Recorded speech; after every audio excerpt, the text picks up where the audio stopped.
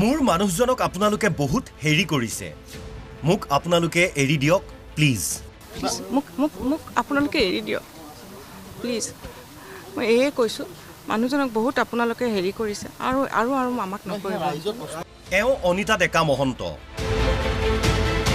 অসমবাসীয়ে জাতীয় শত্ৰু আখ্যা দিয়া দালাল সাংস্কৃতিক বেপাৰী শ্যামকানু মহন্তৰ পত্নী CIDৰ কাৰ্যালয়ত সিদ্ধাৰ্থ শেখৰ আৰু অমৃত প্ৰভাৰ লগতে ফেষ্টিভেল মহন্ত খ্যাত শ্যামকানু মহন্তক মাৰাথন জেৰা SITৰ এইকেইদিন স্বামীক দেখা কৰিবলৈ CIDৰ কাৰ্যালয়লৈ সঘন আহজাহ অনিতা ডেকা মহন্তৰ গেটৰ বাহিৰত বুন্দাপৰ দিছে স্বামীক দেখা কৰিবলৈ অনুমতি পোৱাৰ বাবে ইফালে দালালি কৰি পোৱা কোটি কোটি টকাৰে 5-ষ্টাৰ হোটেলৰ খানা খাই নুদুকা হোৱা শ্যামকানুৱে খাব পৰা নাই আৰক্ষীয়ে দিয়া শুকান ৰুটি আলু ভাজি আৰু ফিকা চাহ স্বামীলৈ পছন্দৰ খাদ্য ৰান্ধি নিছে পত্নী অনিতাই পিছে নিবলৈ নিদিলে আৰক্ষীয়ে বাতৰিৰ বাবে ৰৈ থকা সাংবাদিকৰ দলক উদ্দেশ্যি অনিতাৰ মন্তব্য মোৰ প্ৰাইভেচিটোক ৰেসপেক্ট দিয়ক অকমান ৰেসপেক্ট কৰক মোৰ প্ৰাইভেচিটো অকমান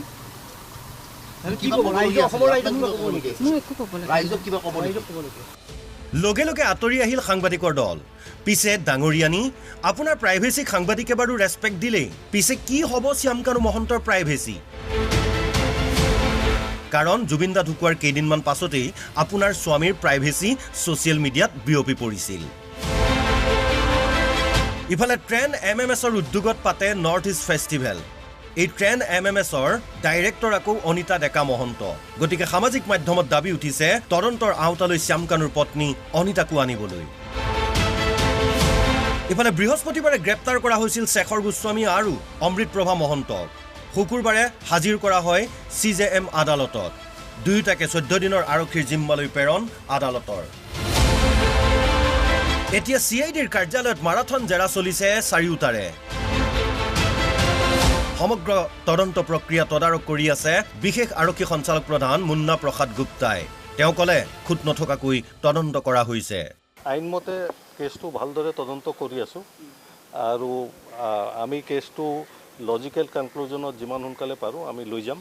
আৰু কোনো যাতে খুত থাকি না যায় তাৰ কাৰণে আমি বিশেষ গুৰুত্ব দিছো আৰু কেছটো আমি সঠিকভাৱে তদন্ত কৰি আছো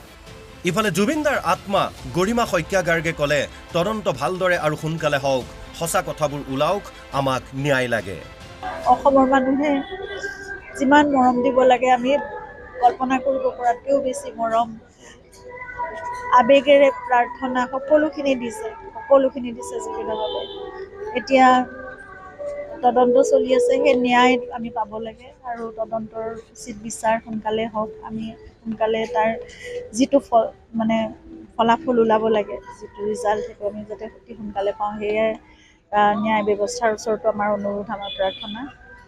সঁচা কথাটো ওলাব লাগে এতিয়া আমি কিয় হেৰুৱাব লগা হ'ল এনে এজন ব্যক্তি যি সদায় মানুহৰ মাজৰ মানুহ আছে ভিডিঅ' জাৰ্নেলিষ্ট প্ৰদীপ দাসৰ সহযোগত হাফিজুৰ ৰহমানৰ ৰিপৰ্ট অসম লাইভ 24